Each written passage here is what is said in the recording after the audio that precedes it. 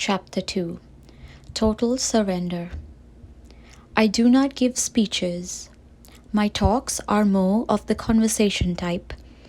I want that you should follow every word of what I say with reverent attention, for your joy is my food. You can get joy, anandam, only by following the advice I give you, and this is why I am particular that you should listen carefully and take to heart all that I say. This is not a mere lecture wherefrom you do not seek new lessons for life. The Lord is a mountain of prema, love. Any number of ants carrying away particles of sweetness cannot exhaust his plenty. He is an ocean of mercy without a limiting shore. Devotion is the easiest way to win his grace and also to realize that he pervades everything, in fact, is everything. Total surrender, leaving everything to his will, is the highest form of devotion. Once a Brahmin was crossing a river bed near which some men were washing clothes. Finding a nice new silk shawl on his shoulder, they fell upon him in a group, shouting that it belonged to the palace and had been given to them to be washed, but had been stolen and had not been traced. The poor Brahmin yelled, "Narayana, Narayana," when the blows rained on him. So Narayana rose from his seat in Vaikuntha and proceeded forward. But in a moment he walked back and resumed his seat, much to the surprise of his consort, who asked him the reason for the strange behavior. Narayana said, "I wanted to help that poor Brahmin who had fallen into a den of scoundrels, but he started beating them blow for blow. My help is no longer needed." Conquest of the ego needed. When devotion is just emerging as a sapling, a fence is needed to protect the tender plant. That fence is Sanatana Dharma, eternal religion, and its rules, regulations, and restrictions, directions, and commands. When the fruit is green, it will not fall even when the gale is furious, but when it is fully ripe, it drops to the ground even in the silence of the night. A small fire will go out in smoke if even a little green is placed on it, but the forest fire will reduce to ashes even the greenest green that impedes its fierce march. What is needed is the conquest of the ego. The bullock shouts, "Hum, hi, I am," in its egoistic pride. So, when it is just a few days old, you tie it to a post apart from its mother. You work it to skin and bones, but yet the animal does not learn from the lesson of humility. Even its skin, when drawn tightly across a drum, resounds egoistically, "Hum, hum." So the skin has to be cut into slender strings, and then when the strings are pulled, the bullock reveals that it has benefited by all the punishment it has undergone. It murmurs, "Tum, tum, tum, you," and its ego is gone. The mendicant goes along the streets singing the glories of the Lord. He has the sounding cymbals, two of them, the eternal duet of good, bad, joy, grief, pain, pleasure, in his right hand, and he twangs the tambura, a stringed musical instrument, of worldly life with his left. Worldly life is the tune to which his songs have to be adjusted. It is the musical note, but both the tune and beat are for the purpose of heightening the effect of the song, which issues from his mouth, the song of the glory of God. 3 types of devotion. I remember telling a questioner in Maharashtra while in the previous body that there are 3 types of devotion. 1. The bird method, where, like a bird swooping down upon the ripe fruit on a tree, the devotee is too impatient, and by that very impatience loses the fruit which falls from his hold.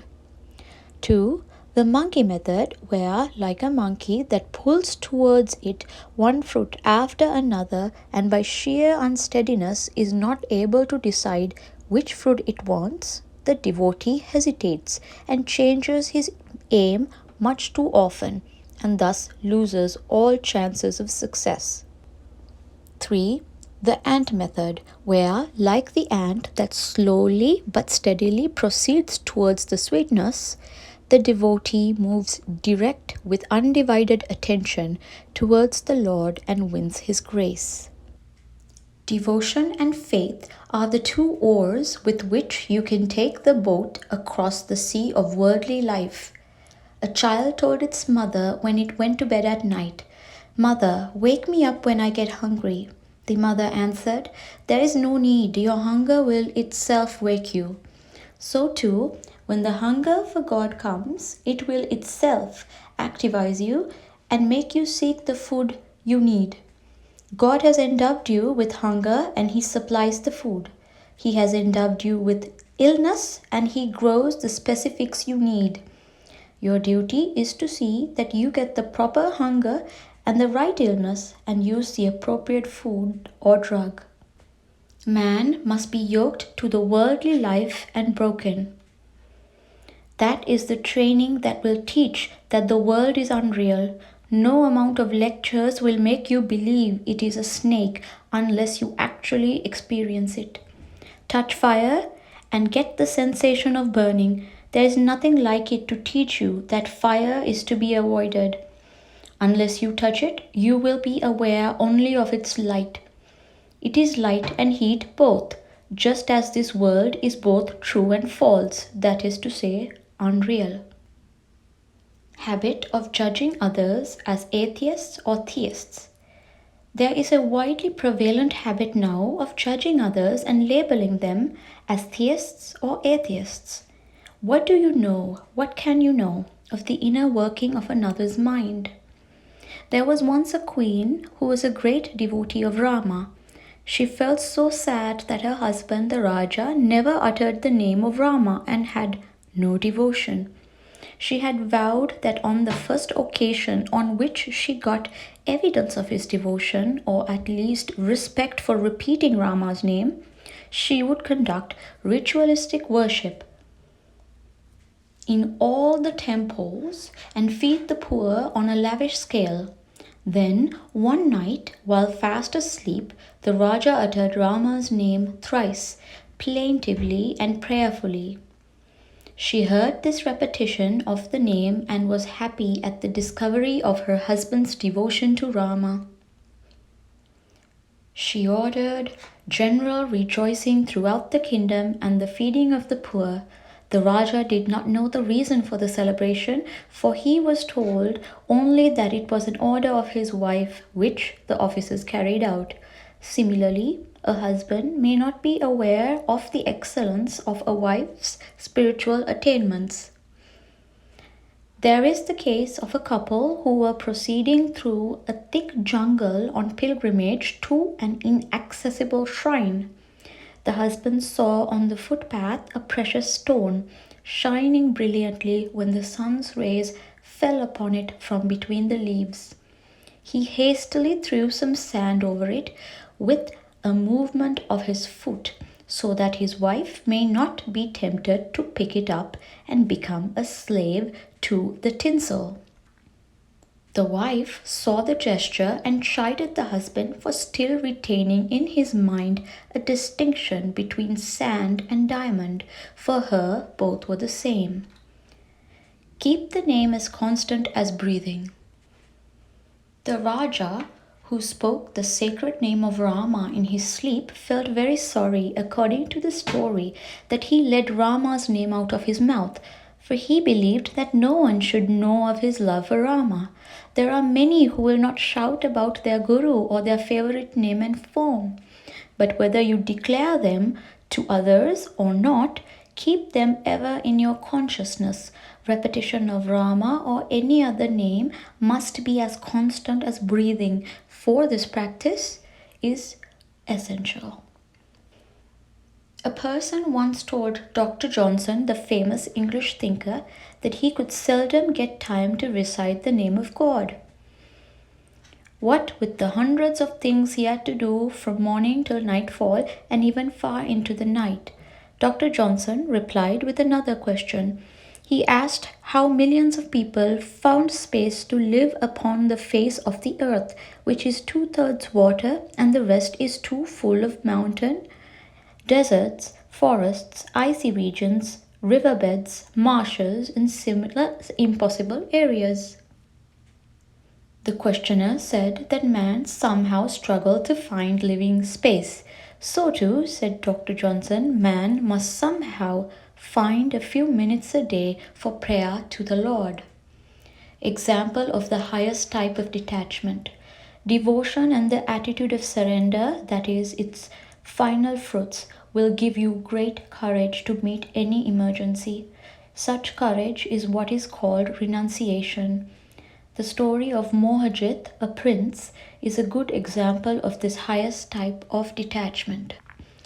Mohajit went to a sage in the forest and sought guidance in the spiritual path. The sage asked him whether he had conquered attachment, and as his name indicated, the prince said that not only he but everyone in his kingdom had. So the sage started to test the truth of his claim. The sage took the prince's robes, soaked them in blood, and hastened to the palace gate with the gruesome story of the murder of the prince by some ruffians in the jungle. The maid whom he met refused to hurry with the news to the royal apartments because, she said, he was born and he died. What is the special urgency of this news that I should interrupt my regular routine and run to the king and queen? When at last he got an audience and was able to communicate the sad news to the prince's father, the king, who sat unruffled, whispering to himself, the bird flew off the tree on which it had alighted to take rest. The queen, too, was unmoved. She told the sage that this earth is a caravanserai where men come and stay for the night, and when dawn breaks, one by one, they tramp their different ways. Kith and kin are the words we use for attachment to the travelers cultivated in the caravanserai during the short term of acquaintance. The wife of the dead prince was also unaffected. She said, husband and wife are like two pieces of wood drifting down a flooded river. They float near each other for some time, and when some currents come between, they are parted. Each must move on to the sea at its own rate and at its own time. There is no need to grieve over the parting of the two. It is the very nature of nature that it should be so. The sage was overjoyed to see this steady and sincere dispassion in the rulers and the ruled. He came back to the forest and told the prince that while he was away, a hostile army had invaded his kingdom and slain the entire royal family and captured his kingdom and enslaved his subjects. The prince took the news calmly and said, all this is a bubble, impermanent, flimsy. Let it go away of the bubble. Guide me to reach the infinite, the imperishable. Grow with self-respect and dignity.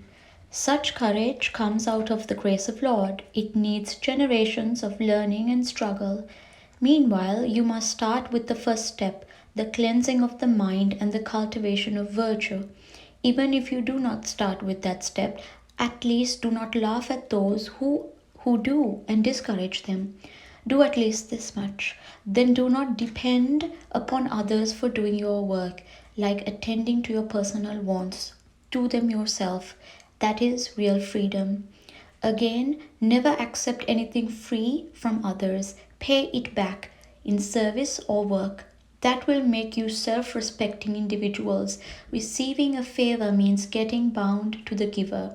Grow with self-respect and dignity. That is the best service you can do to yourself. There is no seniority or juniority among devotees. Uncle Moon is uncle to all the children of the world. So also the Lord is everyone's Father, in whose property everyone can claim a share. But in order to get it, you must reach a certain age, a certain standard of intelligence and discrimination. The infirm and the idiotic he will not consider fit to receive property. His property is grace, love, prema. But if you have discrimination and renunciation, you can claim your share as of right. Bring devotion and lay it here, and take from here spiritual strength. The more such business is done, the more pleased I am. Bring what you have, namely your sorrows, your griefs, worries, and anxieties, and take from me joy and peace, courage and confidence. In my view, there is no seniority or juniority among devotees.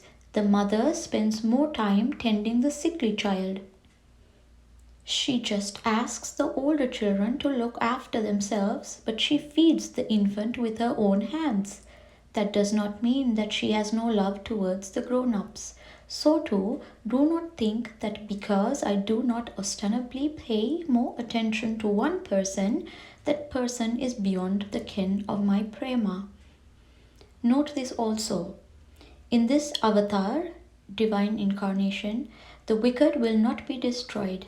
They will be corrected and reformed and educated and led back to the path from which they have strayed. The white ant infested tree will not be cut, it will be saved. Again, this avatar will not select some place other than the place where the nativity took place for the center of its divine sport, miracle powers, and divine instruction. This tree shall not be transplanted. It will grow where it first rose from the earth. Another speciality is this. The avatar has no affinity or attachment in its career to members of the family wherein it appeared. Unlike the appearances of Rama, Krishna, etc., where the life was played out mostly among and for the family members, this avatar is only for the devotees, noble souls, and aspirants on. It has no recitation of holy name, meditation, or yoga, practicing union with God. It knows no worship, it will not pray to anything, for it is the highest. It only teaches you to worship and pray. To a worldly person, a God-intoxicated man will appear mad, and the person will laugh at him for it. But to the God-intoxicated man, the world appears insane, foolish, misled, blind. Of all the insanities that harass people, God madness is the least harmful, the most beneficial. The world has suffered untold damage due to its mad rulers and mad guides. But nothing but harmony, peace, brotherliness, and love have come out of God madness. Prashanti Nilayam, Mahashivaratri, 1955.